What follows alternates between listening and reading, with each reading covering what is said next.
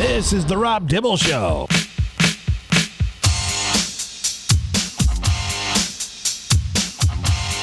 One of our favorite people is going to join us now. Dom Amore from the Hartford Courant. Check out his online stuff. Awesome.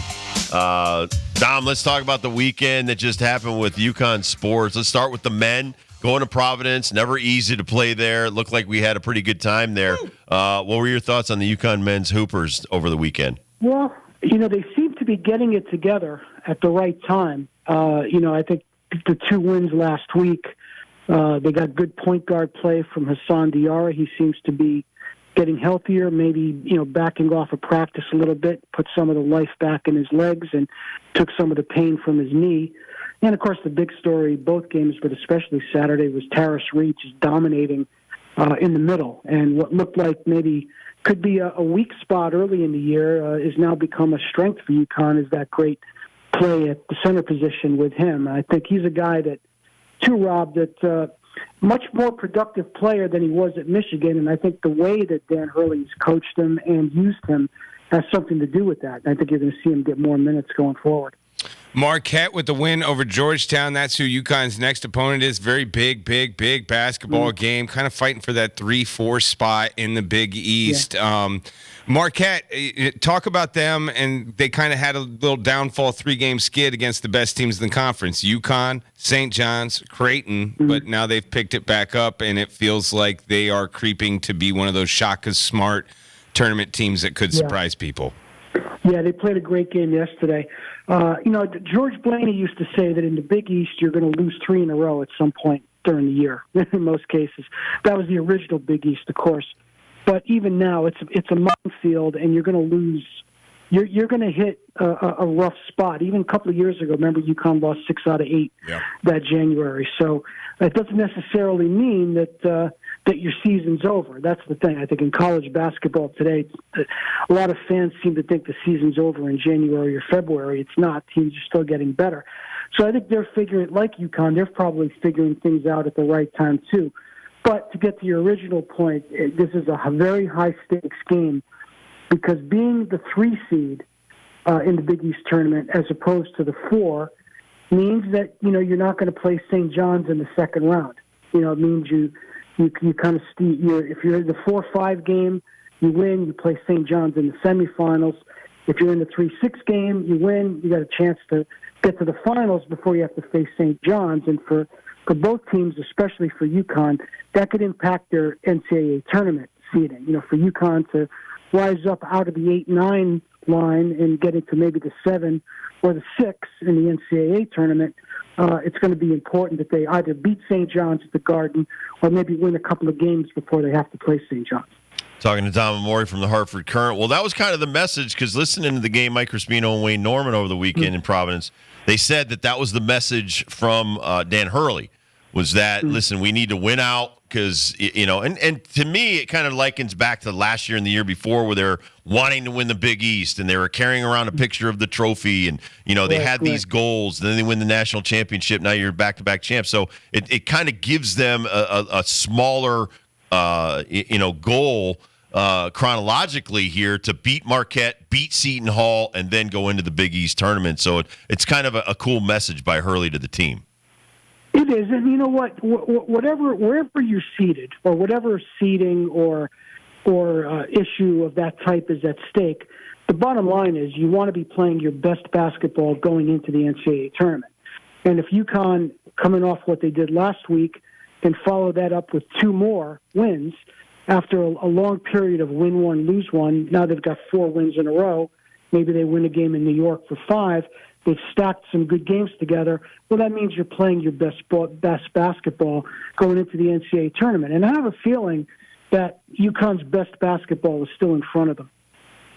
I totally agree. I think that with a lot of individual people. How close do you think Alex Caravan is in playing his best basketball? Well, he usually does in March, and he's got different cast of characters around him. As we've pointed out a lot, he hasn't had the best year shooting the ball. But he does a lot of other things that helps them win. Oh yeah. And if he can add the shooting to that, that would obviously that would constitute his best basketball. You take him and Solomon Ball and Liam McNeely, and you surround them. You put those three shooters around a guy who could dominate the middle the way Taris Reed did, and you get some point guard play from Hassan. You've got everything. You've got everything you need to make a deep run. Let's talk about the women. It was senior day. The seniors were out there. I guess Paige Beckers is done, and she'll be moving on to the W. But I guess the question mark is AZ Fudd, as Ben said. They kind of had her out there. I think she's already graduating, right, this year? So you can consider her a senior. Graduated last year. Okay, so she graduated last year. She's going to be a doctor. Yeah. Your thoughts on, what could possibly be the makeup of UConn if AZ and Paige leave? Well, they certainly have. They would still have one of the best players in the country in Sarah Strong. They have obviously good players coming in. They would still have KK Arnold, who is a really, really good player on a team where she hasn't had a chance to play as much as she would somewhere else. Ashlyn Shade, who can shoot with anybody, she could kind of step in for what AZ does. So they've got. They're going to be fine. They're going to have a lot of talent next year with or without AZ. I do have a feeling, though, that AZ is going to come back. I think if she were going to leave, I think she would have announced it by now. I think a good full year in college would really help her. I think it would help her be ready for the WNBA because she's had so much time missed with injuries. If she could come back and really have a full, complete year, I think it would only help her WNBA. I don't think she should be in any rush to go to the WNBA. She'll make plenty of money in her last year at UConn in NIL. So my hunch is that she's going to stay, but she's wise to keep her options open and maybe see and hear what WNBA people might tell her about where she would be picked or what her situation would be, and why not? So why not keep the options open? But I have a feeling she'll stay. She's a very, very bright student. She graduated in 3 years. She's going for an MBA, and so I could see her coming back next year and finishing all of that and staying. That's my guess. But I think UConn's program is certainly, if nothing else, is certainly proven that they're going to be right in the conversation, no matter who's there or who's not. Don Amore, Hartford Courant. Not only is he on the UConn beat, we pick his brain all the time in Major League Baseball. He's got a Hall of Fame vote. He's our baseball confidant in the state of Connecticut. What are your early thoughts in spring training when you've looked around the league so far? Let's start with your Yankees. What do you think about the Yanks so far in the first couple of weeks? Well, they're not my Yankees. If they were, they would not stop playing New York after the last out. Oh, really? Wow. Tell us about that. Why would you want that instead of just the wins?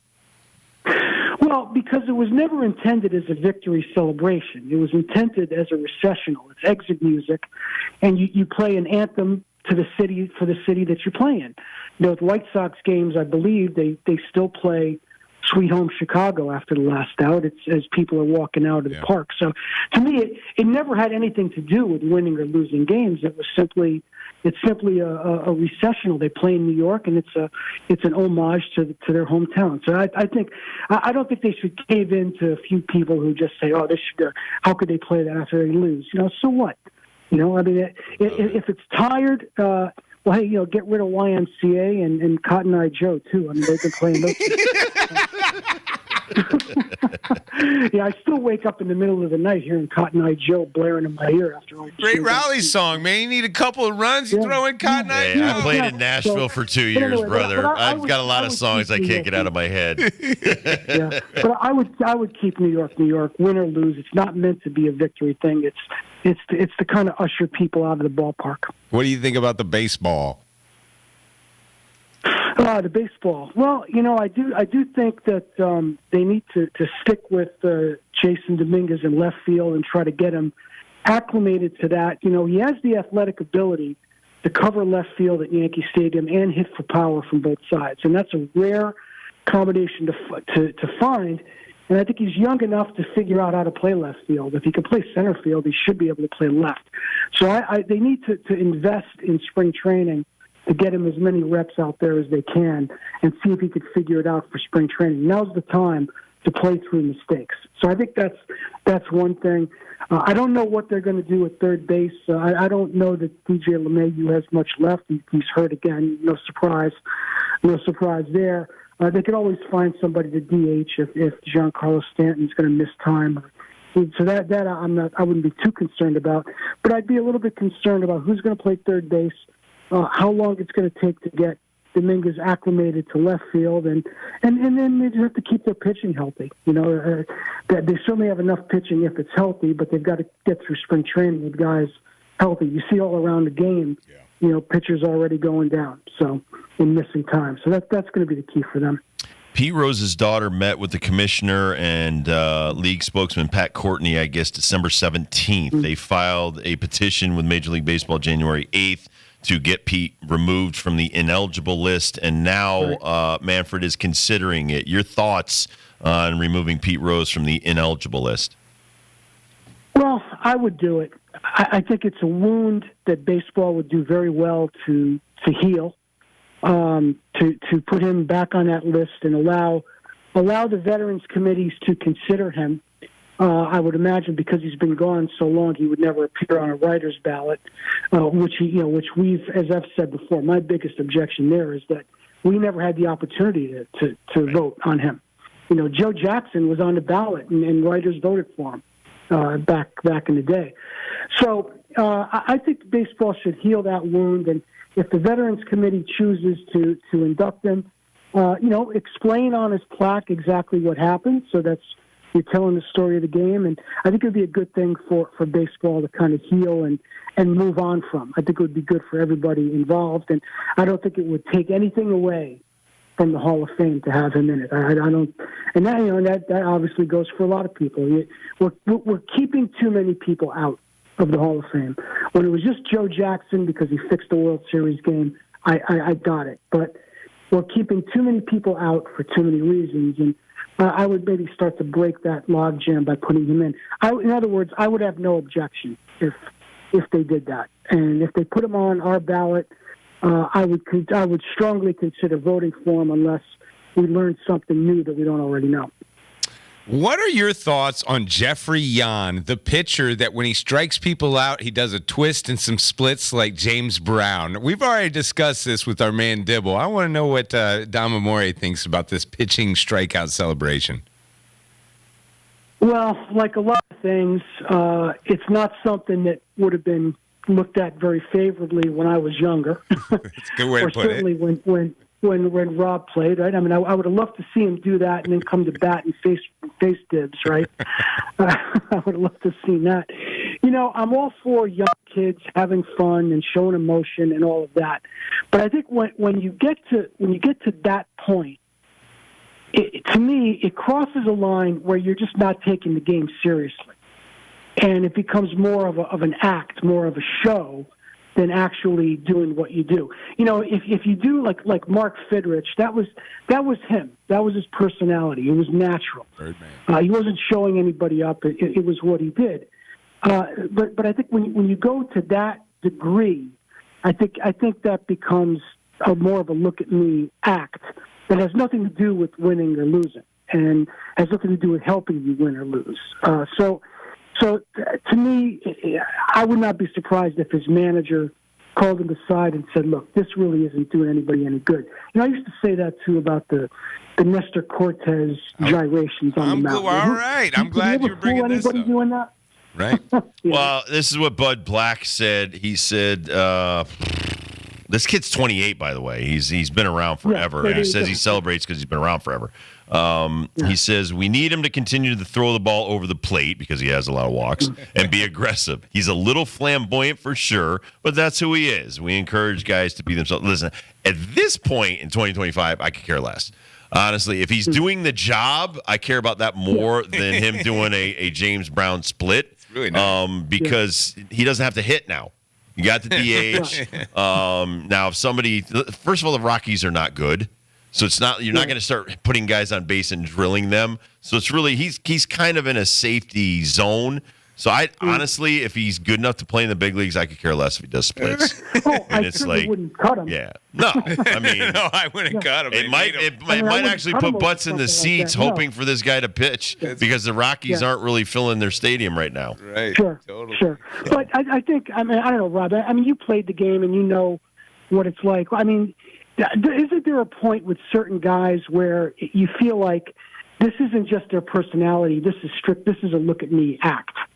Right? Well, Juan Berenguer fell into that. There was Eckersley. Oh my God, he used to do this thing with his glove that after he got. It annoyed the crap out of guys. There's a couple. It was Andujar used to do it on St. Louis that annoyed our guys. That stuff didn't annoy me. I mean, listen, Eckersley, who's my idol. And I patterned my delivery out. He used to point at guys. Like, he'd strike you out, point at you. Yeah. I'm like, okay, one of those guys is going to either meet you behind the dugout or whatever and try to kick the crap out of you. I mean, I just, like, ran off the field. I didn't want to – I already was annoying enough. I didn't need to, like, celebrate doing my job. So. Yeah. Well, there was no DH. Yeah. Hey, listen, when I hit Descenzo, I'll give you a quick story. I hit Descenzo in the back, running up first base. Everybody knows that. I had to hit the next day. And Heathcliff Slocum, who threw in the mid-'90s, had 4 shots at me and walked me. And to this day, he should have drilled me right in the back.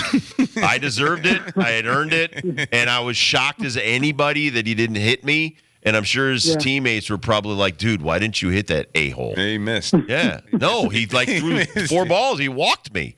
So then I was perplexed. So I was, Dom. Well, probably because he was going to have to face you next time. Exactly. There you go. Exactly. There you go. What do you think of Coach Pender's Hook C getting started? 2-7, but every single one of these games is against a team that's probably going to be in the NCAA regionals or beyond. But 2-7, concerning or promising for some of the things you've seen? Well, certainly the win yesterday was a good sign and a pleasant surprise. And if they get their pitching to come, they've been hitting. If they get their pitching to come around, that would certainly turn the tide for them. And they're going to have to obviously probably win the Big East. But they took on a very, very challenging schedule. They've taken their lumps as a result of it. But I think what they did yesterday is an indication that they haven't thrown in the towel in any way, that they're still out there. And, next weekend is going to be another rough weekend for them at Miami. But, when you take on a challenging schedule, this is what you run the risk of happening. And, hopefully it toughens them up for later in the season. Dom, you're a gem. Thank you, my friend. Thank you for a few minutes today, and we'll catch up with you soon. You got it, man. Thanks a lot. All right. Dom Amore, everybody, Hartford Courant. Nope, he doesn't have facial hair, even though he covers the Yankees and they can wear facial hair. Keeps it classy. He keeps it classy. Yep. There you go. We'll take a quick break, come back to First Dibs question of the day.